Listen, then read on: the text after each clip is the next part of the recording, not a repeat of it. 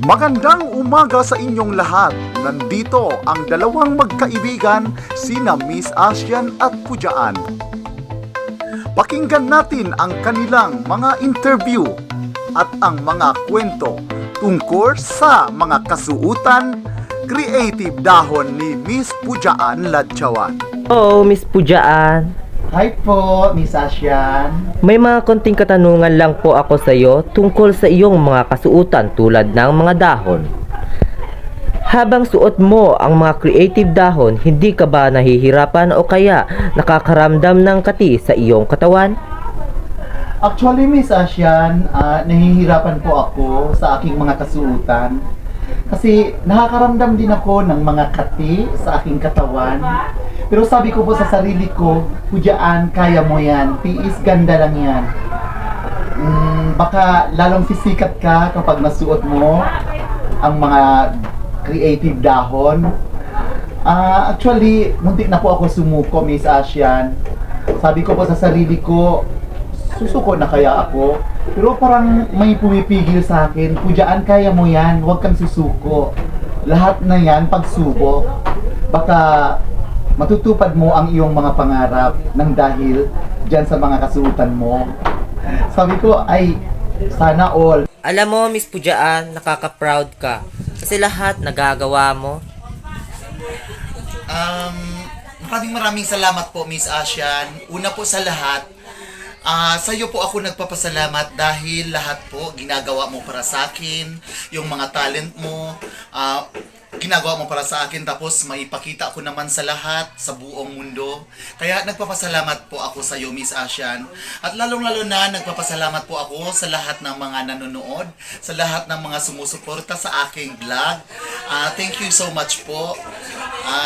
Nandito po ako ngayon. Okay, Miss Pujaan, maraming salamat din sa iyo. May tanong lang po ako, anong next costume iyong susuotin? Marami na kasi na excited sa'yo.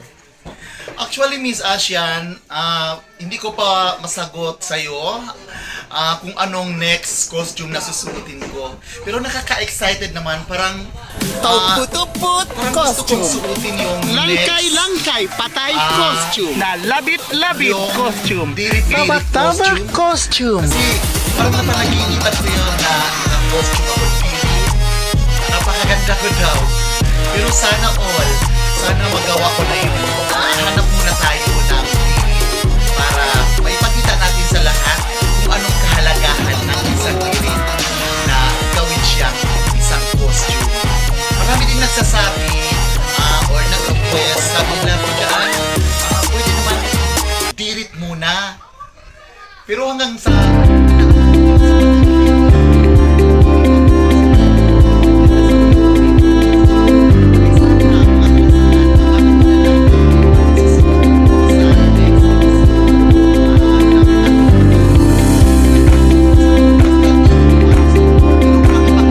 marami pa po kayong dapat abangan.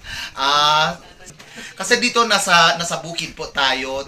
Tapos ang susunod ko po gagawin, gusto ko yung nasa laod po. Kasi lahat ng mga kabuhayan, gusto ko po ipakita sa inyong lahat kung ano ang kabuhayan dito sa ating pinakamagandang lugar ng Bangingi, Sulu. Okay, Miss Pujaan, maraming salamat po. Masagot mo ang mga katanungan ko. Ako si Miss Asian. Magandang araw po. Okay po, Miss Asian, maraming din salamat sa iyo dahil nandito ka ngayon.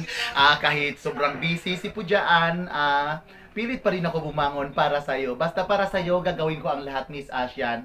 At gagawin ko rin ang lahat para sa lahat ng mga nanonood. Ako po, si Miss Pujaan Ladjawan, the vlogger of Tawialan. Maraming salamat po.